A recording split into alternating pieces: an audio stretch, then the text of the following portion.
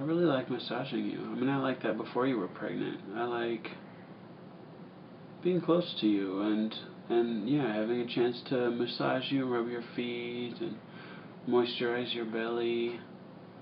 It's just another chance to be close to you. It's another chance for us to be close to each other and to bond, which is going to be important after we have a baby, because I hear they do everything in their power to tear our relationship apart. Damn. Biology.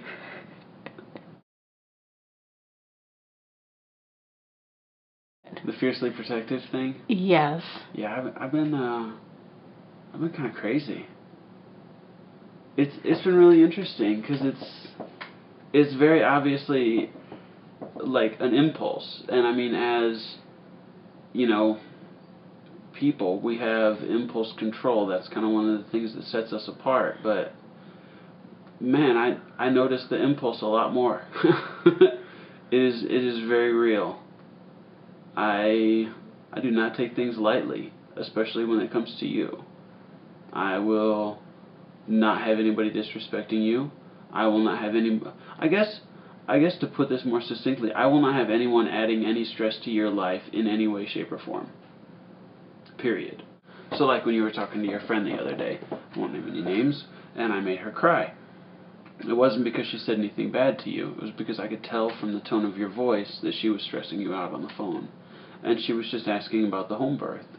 And she was, posing questions because a lot of people don't know about it and are curious or want to make sure that we've covered all of our bases and really thought it out and aren't just being silly or following some movie that we saw or whatever. So I mean, there are legitimate questions, but there's the correct way to ask them, and there's the not correct way. And the correct way doesn't stress my wife out, and she wasn't achieving that. I do feel like I've been more on point, like trying to take care of things and not just letting stuff go, because there's a very real deadline for me to do stuff now, It's not like I can just keep putting it off. Baby's coming. You are trying to get me to admit that I have turned plain stupid, and I will not do it, even though I have turned plain stupid. I tried to charge a Pepsi can yesterday. I picked up my phone charger, and I'm like, I need to charge my phone. So I turned around to the table where my phone was sitting, and I picked up a Pepsi can, and I looked at the two things, and it clicked that something wasn't quite right. So I turned back around and put the Pepsi can down, and picked up my phone and charged it. Forgetting stuff is kind of normal for me, but I've been forgetting the things that I don't forget. I've completely lost my favorite pen. The pen that I like will stab a person in the eye if they ask if they can borrow it, because I will not let it out of my sight. I have to have my pen. And it's gone. I have no idea where it is. I have some bogus bootleg pen in my pocket right now. And I would still stab somebody in the eye because it's all I have left.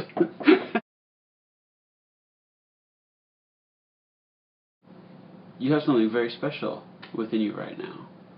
And as a result, that makes you very special. And as a result, that means you're bringing something special into the life of everyone who encounters you. And anyone who does anything for you, they receive that specialness. If a person doesn't like the word blessing, or if a person does like the word blessing, call it that. It's a big, significant, beautiful thing.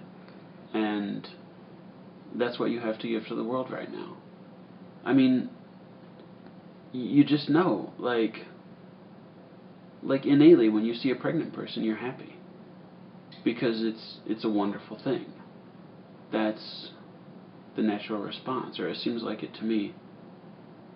It's just such a magical, beautiful thing that you are this vessel for life. And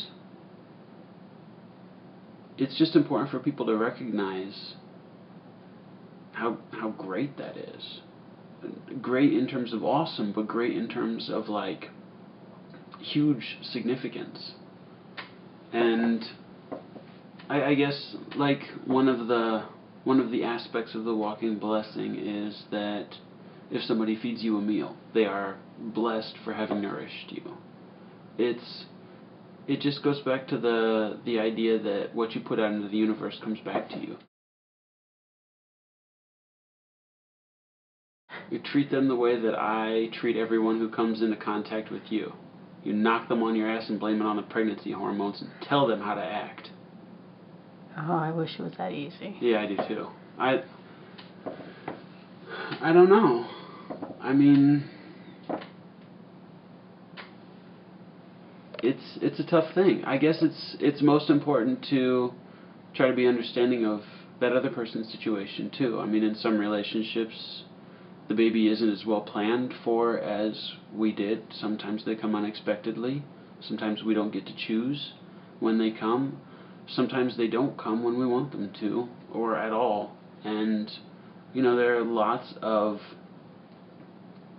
opportunities for stress to come into your life, to anybody's life.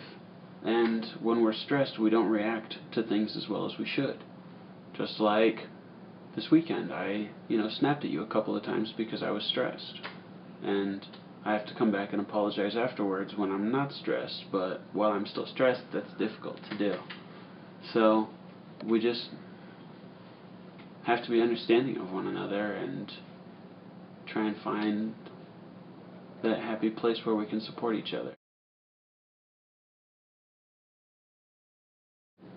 I am super excited about the baby. I really am. We spent a lot of time preparing. I haven't been drinking. I'm just excited. We spent a lot of time preparing. Not trying, but preparing to try. And I think that was really important for us, part of our process. It was mental and physical, It was me getting ready. It's like when I decided that I wanted to marry you. I had to prepare myself before I could go out and buy a ring. And then I bought a ring. And then I had to prepare myself before I could give it to you. And then I did. And then we had a lot of preparing to do before we could actually get married. And we did. And it was great. And there doesn't seem to be that sort of, milestone, ritual, or whatever behind baby making. It's just, you do it. And I like that we had a preparation phase before we actually made a baby. That was really cool. And it really gave me a chance to sort of open my heart up to the possibility of it. To the real possibility of it. I mean, because I've always assumed that I would have kids one day. I've always wanted to one day, but it had never actually been one day until, a few months ago. And I really had to get ready. And I did.